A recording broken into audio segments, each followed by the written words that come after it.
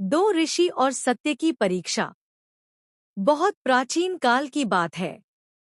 हिमालय की गोद में बसा एक घना वन था, जहाँ शांति ऐसे बसती थी जैसे सांसों में ध्यान। उसी वन में दो महान ऋषि निवास करते थे, ऋषि देवदत्त और ऋषि सोमेश। दोनों तपस्वी थे, विद्वान थे और वर्षों से साधना में लीन थे।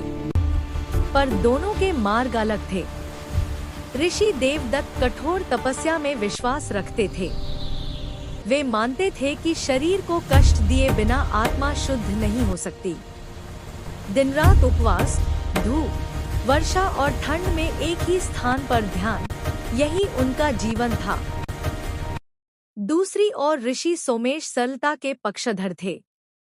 वे कहते थे कि करुणा, सेवा और संतुलन से ही सत्य की प्राप्ति होती है। वे वन के प्राणियों की सेवा करते, यात्रियों को मार्ग दिखाते और बच्चों को शिक्षा देते। यद्यपि दोनों एक दूसरे का सम्मान करते थे, फिर भी उनके विचारों में मौन मतभेद था। एक दिन की बात है।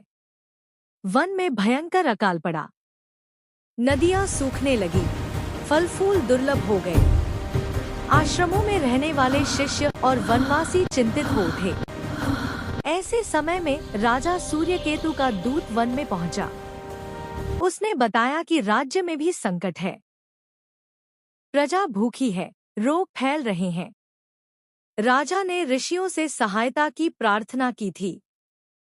दूत ने दोनों ऋषियों के सामने सिर झुकाकर कहा, हे महात्माओं, कृपा कर राज्य की रक्षा करें। कहा जाता है कि जो ऋषि सच्चे मार्ग पर होता है, उसकी तपस्या देवताओं तक पहुंचती है। ऋषि देवदत्त ने तुरंत उत्तर दिया, मैं और कठोर तप करूंगा। इंद्र अवश्य प्रसन्न होंगे। ऋषि सोमेश ने कहा, मैं लोगों के बीच जाकर सेवा करूंगा। भूखों को अन्न, रोगियों को औषधि और भयभीतों को आश्वासन दूंगा। दोनों अपने अपने मार्ग पर चल पड़े। कहानी का अगला भाग जानने के लिए चैनल को सब्सक्राइब करें। Like, share and subscribe my YouTube channel little kid for more video. फिर मिलेंगे, बाय बाय।